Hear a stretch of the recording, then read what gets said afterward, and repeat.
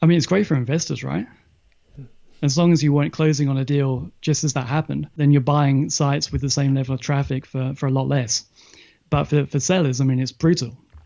But it's given people the motivation to look to find if there are better paying affiliate programs and increase the number of affiliate programs that their site is using, not just having one, which is Amazon. So I've never liked being dependent on Amazon. I moved away from Amazon a couple of years ago. I got, kicked out. I got my account closed a couple of times. So that was frustrating. It's much better to have 10 or 20 different affiliate accounts, which is what you end up if you are building sites that promote software. Each software product has their own affiliate account. It has its own, quirks and features. As Doug, the car guy on YouTube would say, not a different Doug. That guy, Doug Monero, is that his name? Doug DeMero? Big car YouTuber. I've heard of him, but yeah. I'd never watched anything. Yeah. So every affiliate software platform will have different metrics that it shows you. Will have different ways of promoting different assets, and I think I've got a huge spreadsheet of 50 different affiliate programs that are active or I've used over the years in terms of software products. And yeah, I think that makes you a better affiliate marketer when you're promoting from different platforms and different products and not just focused on one aspect. Because there's a way that you convert Amazon, and it's kind of solved. You can hire companies like Convertiga to put up the best conversion rate structure for an Amazon associate page, but it's not solved outside of that. If you're running direct e-commerce products elsewhere or software products, I think you have to think a bit more creatively. And at the end of the day, you're just not dependent on one. So I think it's brutal for sellers. I mean, it's super rough, especially with the timing, with the pandemic. But I think it will make people more resilient. And I mean, just depending on Amazon is the most fragile that you could be anyway. So I think in the long run, it's a good thing. But for buyers, I mean, it's a good opportunity, especially if you can bring a skill set and know that you can move away from Amazon and make more money. But that's easier said than done, yeah. Right. Yeah. And I was surprised once I started looking this last time around in the last month at other affiliate programs, and companies want to sell their products. So a lot of times they have a direct affiliate program, or other retailers do too. Amazon's not the only one in town. Mm-hmm. And, I mean, we ended up ordering a lot of stuff not from Amazon because the shipping wasn't any faster and it's a better deal somewhere else. So there was no real reason, a good reason for us to order from Amazon because it was cheaper elsewhere and we can get it shipped faster. So of course, due to the pandemic and some of the shipping issues, but at the same time, it really opened my eyes. And like you said, a lot of people are going to be looking at other revenue streams. And I think you're right. Software is so scalable, and they want to sell their stuff so bad. I probably get an email every single day from someone either wanting to be on this show or the podcast or whatever. Like they want someone to talk about their product. So do you see a lot of that too? That's interesting. No, I haven't. Okay. I mean, well, you will there now. Could be some sponsorship there for my newsletter. No, I haven't really had too much of that. I mean, I've had some outreach emails saying, we see you have this page. It would be great to include our product on that page. And I've been able to leverage that. I've not been able to sell a placement yet. Obviously, you've got to be careful with the selling links.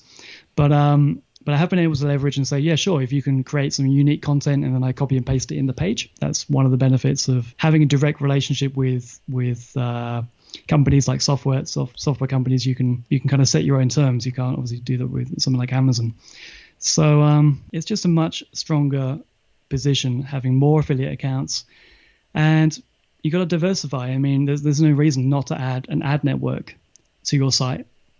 You don't have to have it on your main pages, on your main hub pages or landing pages, but you can, at a minimum, if you've got 10,000 sessions a month and you get approved on Ezoic, you're going to be making at least $5 per 1,000 visitors, and typically 10, 15, and 20, and maybe even higher. And you're going to be making at least another like $100 a month minimum just by adding ads, which with the speed functionality with Ezoic now, there's no downside with that I'm running a site on their name servers. I'm getting a page insight score of 99 out of 100 on desktop.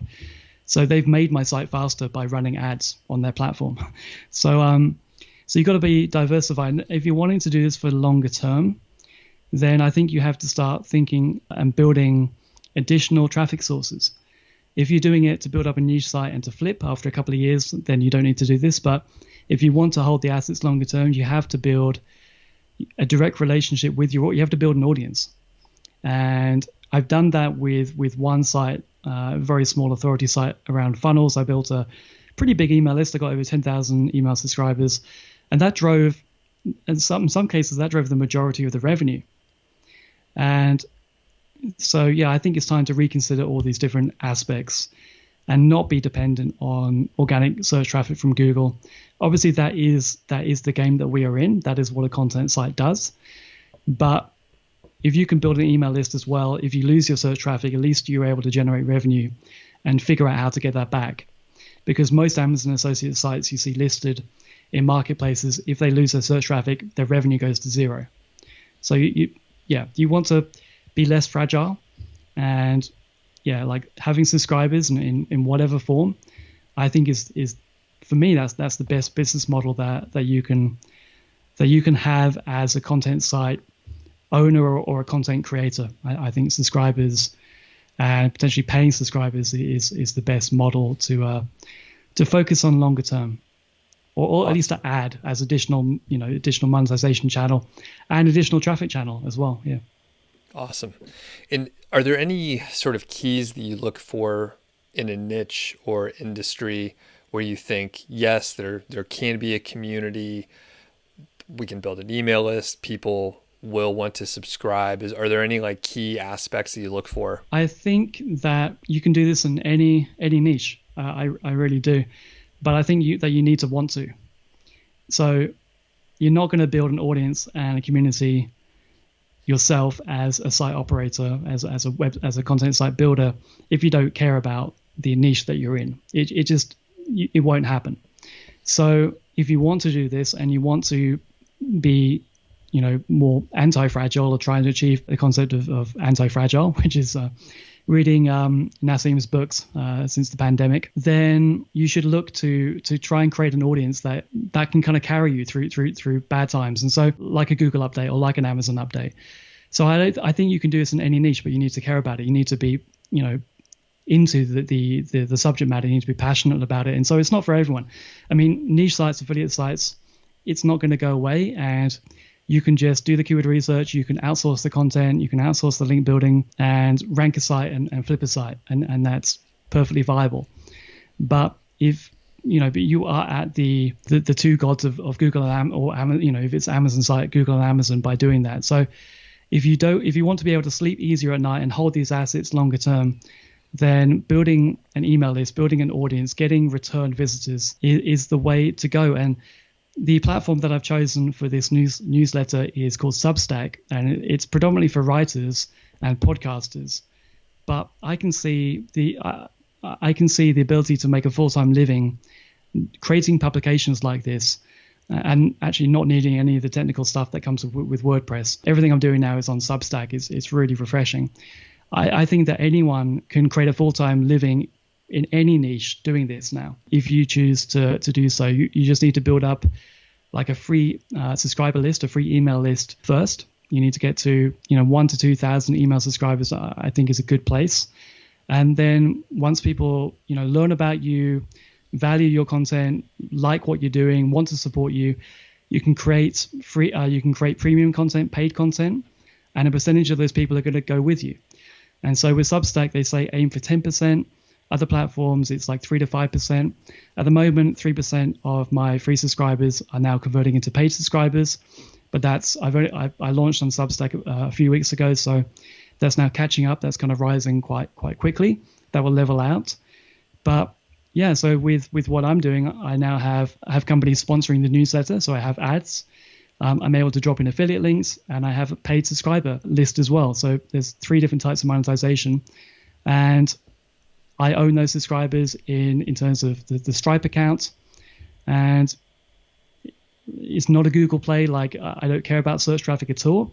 It's a brand play. It's an audience play, and it's very refreshing. And I think there's a lot that could be learned by attempting this, even if it's like you don't consider it could be something completely different to what you're doing building content sites.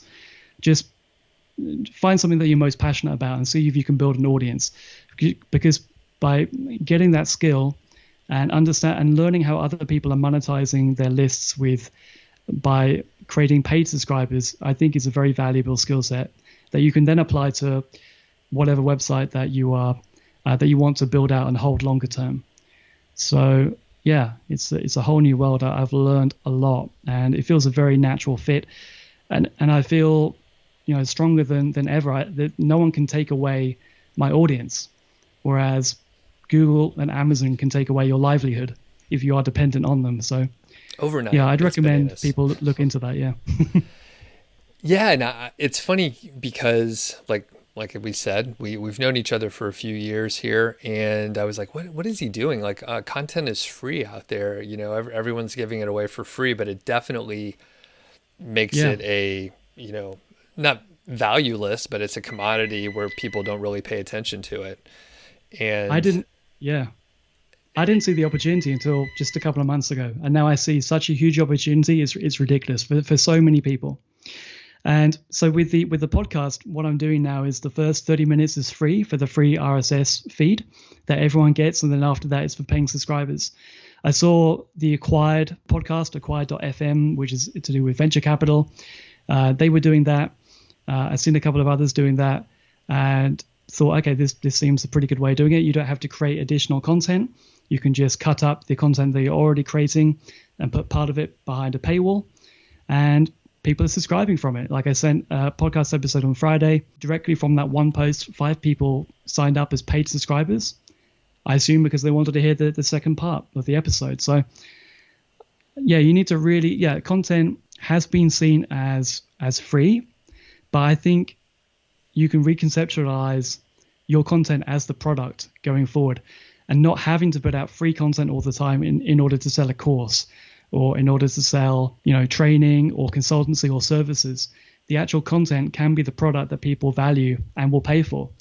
And yeah, just having done so much research and seen so many examples of people making 5 figures a month just through a newsletter, through a podcast, through building a community. There's so many examples. I have like a massive Trello list, and it's incredibly inspiring. And yeah, a real alternative to the grind, what can be a grind with churning out new sites. Yeah.